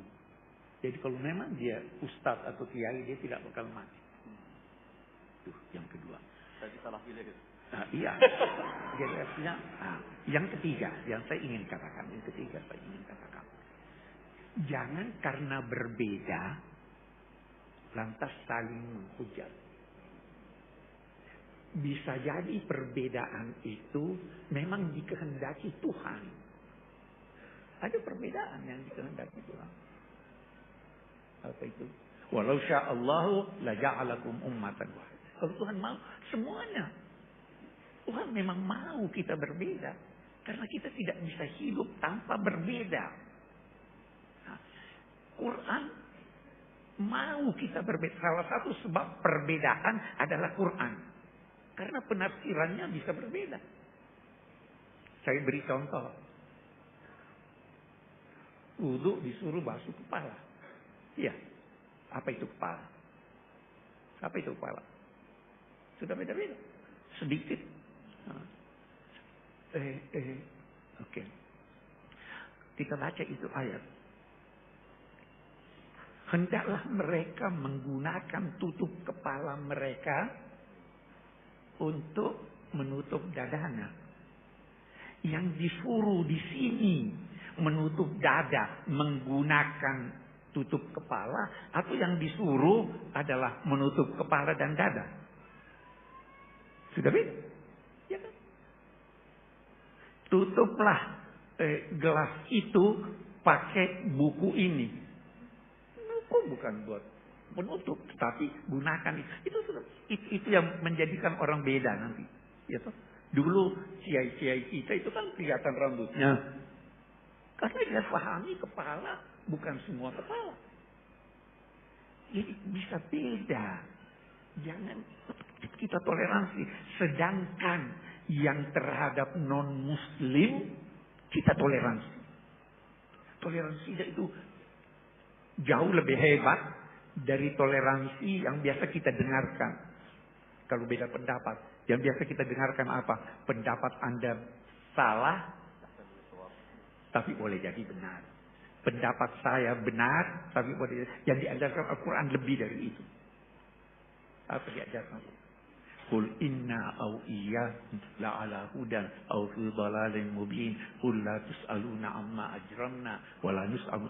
Boleh jadi saya yang salah, boleh jadi kamu yang benar, boleh jadi kamu yang salah, boleh jadi saya yang benar. Kita serahkan pada Tuhan. Tidak ada pertengkaran. Kalian tidak akan diminta mempertanggungjawabkan dosa-dosa kami. Kan kita akui kita punya dosa, tapi kalian tidak bertanggung jawab. Kami pun tidak diminta mempertanggungjawabkan apa yang kamu lakukan. Kita tidak tuduh dia dosa. Itu akhlak. Itu yang hilang dari kita. Hilang dari kita. Saya boleh promosi buku. Saya punya buku namanya Yang Hilang dari Kita. Ya itu kan. Terima kasih Gus Bah dan Prof. Quraisy. Kita buka satu sesi lagi untuk 2 pertanyaan. Yang biru ya 1.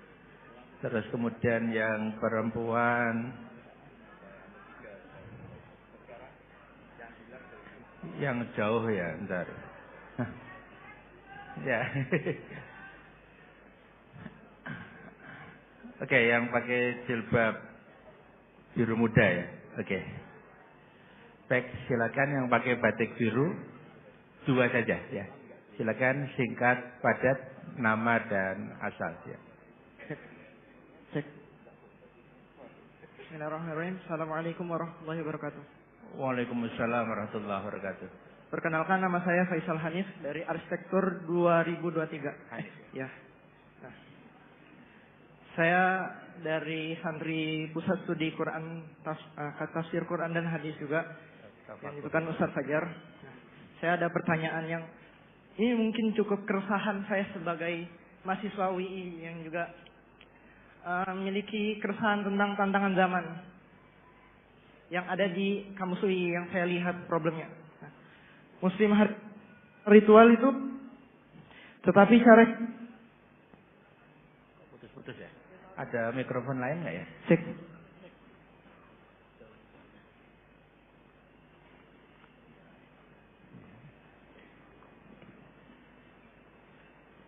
Muslim hari ini secara ritual bertauhid, tetapi cara hidupnya menggunakan moral sekular dan pragmatis. Khususnya di kampus saya tercinta ini, terkadang hal ini juga mungkin secara tidak sengaja dipromosikan oleh guru-guru kami yang juga diaminkan oleh mahasiswa. Nah, saya takut bila saja UI itu hanya menjadikan Islam sebatas nama saja.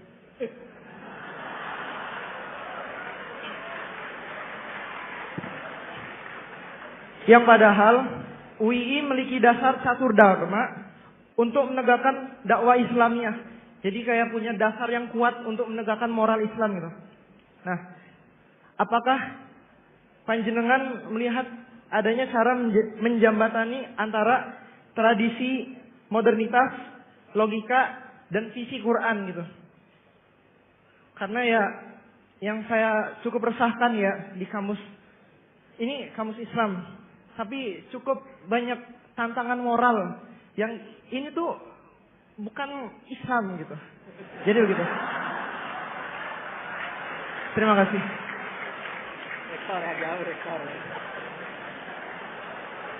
Baik, terima kasih Mas Hanif ya. Satu lagi ya Gus Bah ya, Mas Prof. Quraisy ya, sana. Bismillahirrahmanirrahim.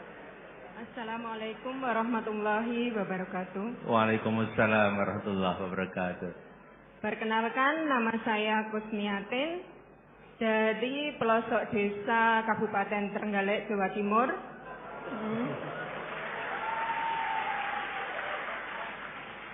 Alhamdulillah pada hari ini saya mendapat kesempatan untuk bisa bertemu dengan Gus Bah dan Prof. Quraisy Shihab. Lantaran anak saya dua-duanya kuliah di sini dan bekerja di sini. untuk pertanyaan sebelumnya dari para akademisi, pertanyaan ini dari ibu rumah tangga yang tidak punya pendidikan tinggi, tapi berharap anak-anaknya punya pendidikan tinggi dan memiliki pemahaman agama yang baik. Saya ceritakan latar belakangnya dulu. Anak saya pertama sudah lulus S2, selesai 30 juz.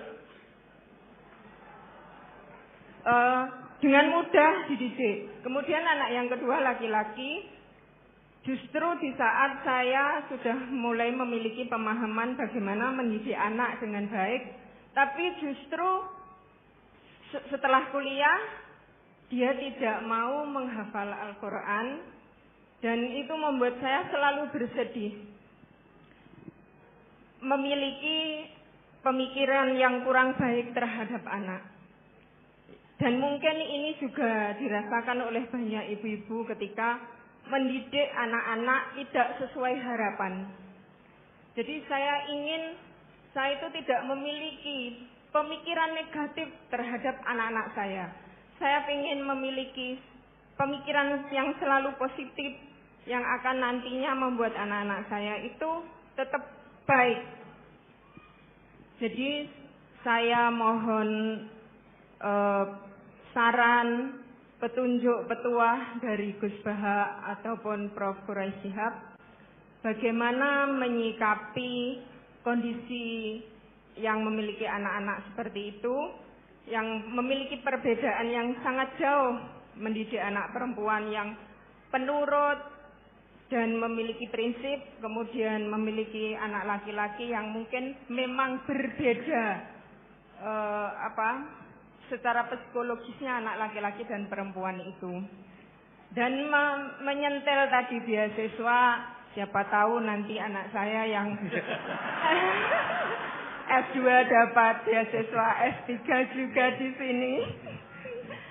Demikian, dan untuk akhir kata saya juga mohon doanya semoga anak-anak saya khususnya dan anak-anak dari ibu-ibu yang di sini atau bapak-bapak di sini nantinya bisa memiliki putra dan putri yang soleh dan solehah. Amin. Terima kasih. Wassalamualaikum warahmatullahi wabarakatuh. Waalaikumsalam warahmatullahi wabarakatuh.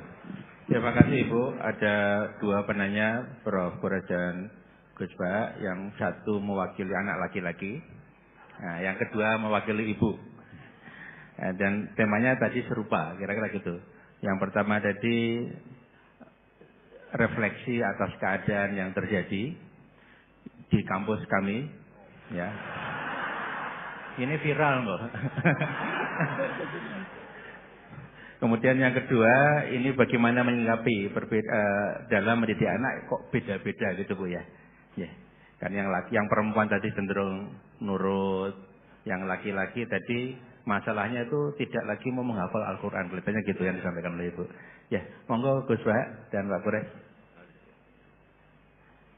Tadi yang dari UII tadi, yang ngeluhkan perilaku anak-anak UI, tapi nggak rektornya tuh yang dimaksud. Saya pikir semua yang bertanggung jawab pasti resah kayak Anda. Jadi Anda ini orang baik karena resah. Jadi ada cerita, ini faktual tadi. Ideal itu mah nggak pernah ada. Dulu di era Nabi tanpa ngurangi hormat itu ada sahabat itu unik. Dia sangat mencintai Nabi, tapi nggak bisa meninggalkan hobinya mabuk. Jangan ditiru mabuknya, ditiru fakir itu. Tapi dia kalau disuruh mabuk di tempat-tempat kayak gitu nggak mau, dia inginnya deket-deket. Sampai ada orang yang terus bilang, wah dasar kamu khimar. Nggak nerkan monyet loh ya, ini cerita asli. Dasar kamu khimar. Pak Quraish pasti tahu hadis itu terkenal sekali, ada di Bukhari. Wa kana yulaqabu khimarun. Loh ini gaya. Saya nggak butuh ianya rektor karena nggak tahu bilang iya. Butuh ianya ini. Jadi ini nambah pahalanya Pak Rektor, saya goslok gitu bukan ngurangi pahala saya, nambah pahalanya Pak Rektor. Dan pahala saya dikurangi masih cukup lah, masih banyak. Masih banyak.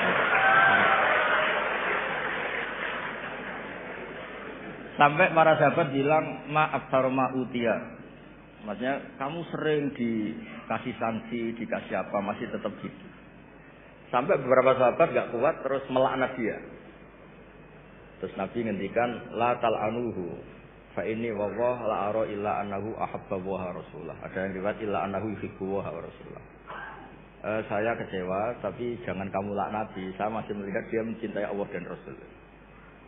Terus di komentar Ihya, kitab Ihya bilang falam yukhrij Rasulullah bil maksiyah anil mahabbah. Itu saya hafalkan betul hadis itu. Nabi tidak mengeluarkan dia dari status mahabbah, mencintai kebenaran meskipun dia masih salah. Jadi di antara kebaikan agama ini memang selalu berharap. Mungkin anak-anak kita sekarang nakal, nanti tidak. Ini sekaligus jawab ibu-ibu tadi. Kalau ada gugat anak-anak, terus mereka gugat, gimana kok saya ditegur punya ibu ini juga repot. Jadi repot juga kan. Jadi kadang-kadang orang itu senangani gugat anak. Kalau anak kita gugat orang lain punya ibu menteri, punya ibu dosen, saya kok punya ibu gini ya repot juga kan. Jadi makanya dikurangi lah ngomplain-ngomplain anak. Kalau kita dikomplain balik juga repot. Jadi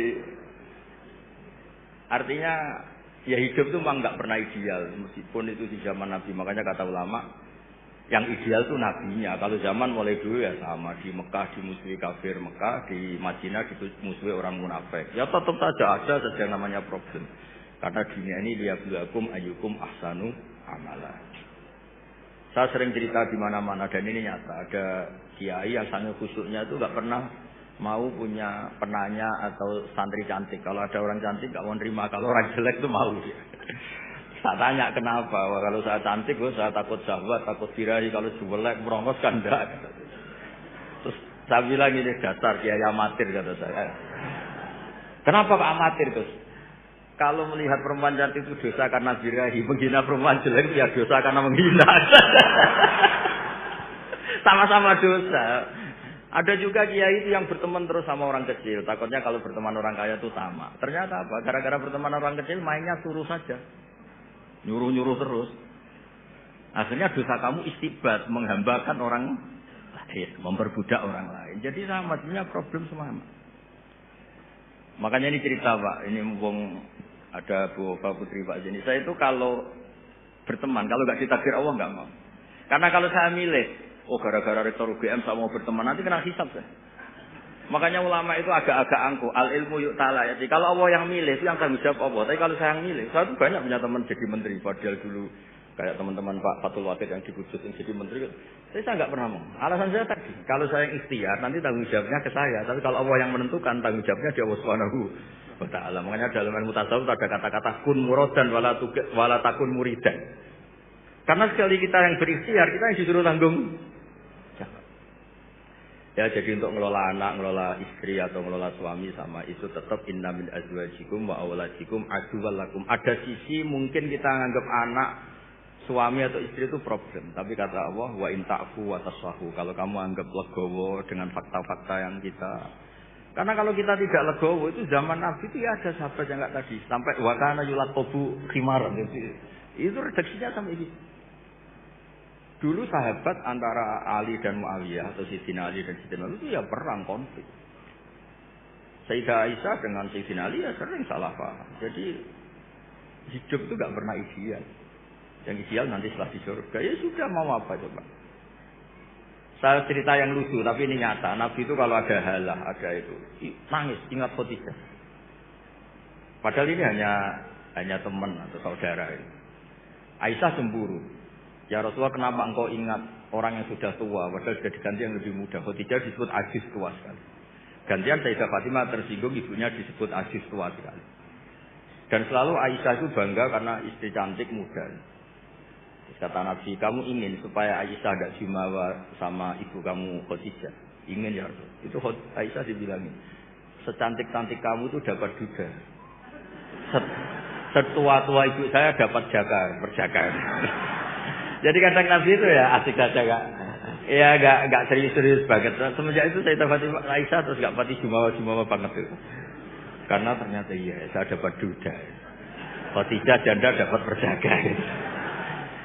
Jadi khazanah Quran, khazanah hadis itu cukup lah untuk. Jadi Tadi yang saya katakan wakana yulaqabu sumaran itu ada di Sahih Bukhari. Pak Kures pasti tahu betul. Sekarang tahu Pak Rektor karena sudah dikasih tahu.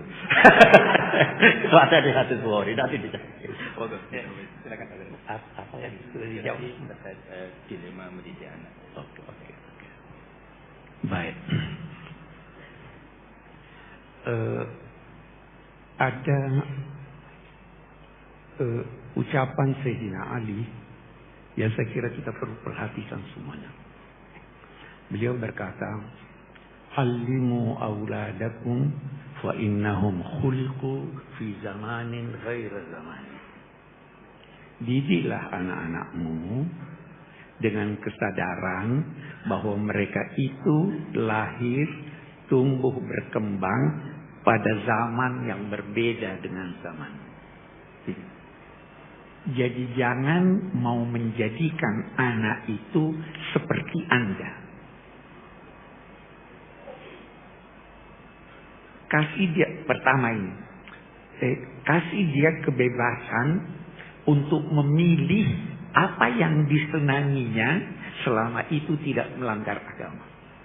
Anak saya tidak ada jadi kiai, tidak ada belajar agama, tidak ada.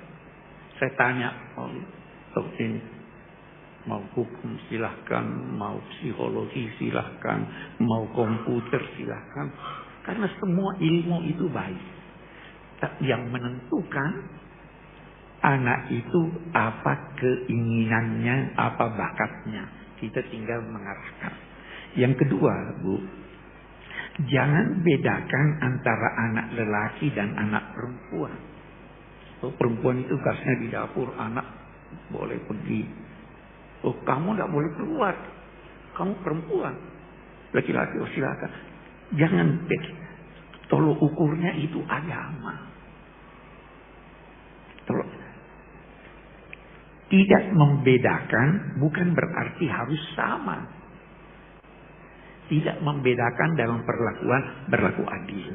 Tidak membedakan dalam perlakuan memberi biaya yang dia butuhkan, yang wajar untuk dia.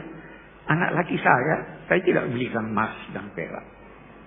Kata anak perempuan, karena itu adalah kebutuhannya. Jadi jangan berkata bahwa oh ya kamu sudah saya beri dulu ini sekian, anak laki minta tidak. Yang ketiga, yang terpenting, bersahabatlah dengan anak. Jadi kalau mau anak taat, bersahabat. Karena kalau tidak bersahabat, dia punya problem, dia ceritakan pada temannya yang tidak mengerti. Tapi kalau bersahabat dengan dia, dia akan menyampaikan saya begini, bisa dibimbing oleh orang tuanya. Karena itu sering-seringlah diskusi, bercanda, apa sudah, pokoknya jadi sahabat supaya dia mau. Saya kira itu yang saya usahakan untuk terapkan dalam keluarga. Mudah-mudahan. Dan satu hal, selama masih ada, ini boleh jadi kita beda. Saya belajar di Al-Azhar. Ada yang berkata begini, Pak Kures itu istrinya pakai jilbab, ya kan? Anaknya yang paling tua pakai jilbab.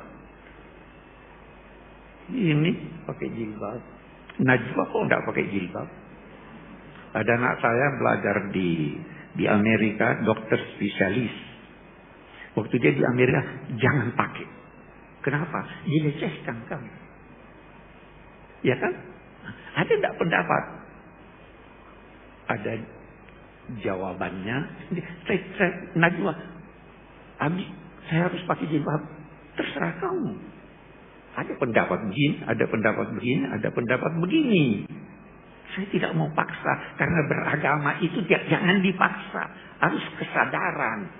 Ya kan? Bersahabat. Terus itu yang dia jawab. Tuhan tidak bertanya 5 tambah 5 berapa. Karena jawabannya cuma 1. Tuhan bagaikan bertanya 10 berapa tambah berapa. Kita bisa beda-beda. Ya kalau dia mau begitu dan itu dia sadari. Dan memang ada yang berpendapat begitu. Silakan, saya tidak bisa paksa. dia sudah bertanggung jawab sendiri. Anak saya yang laki sekolah di Australia di bidang komputer. Setelah selesai, saya masih ingin dia lanjut. Tapi dia sudah tidak mau lanjut. Saya mau berbisnis, sudah mau ini. Ya, silakan. Jadi jangan paksa anak. Tetapi kalau mau, sadarkan dia. Sehingga dia, nah, kenapa dia sadar? Karena dia bersahabat dengan Anda. Karena Anda bersahabat dengan dia. Saya kira itu kunci yang saya bisa beri sebagai jawaban. Terima kasih. Terima kasih Gus Baha dan Ibu Prof. Kures.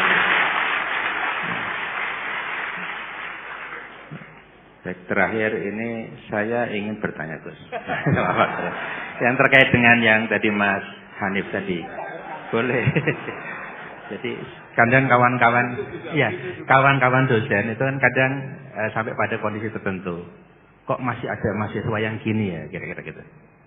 Kemudian saya jawab gini.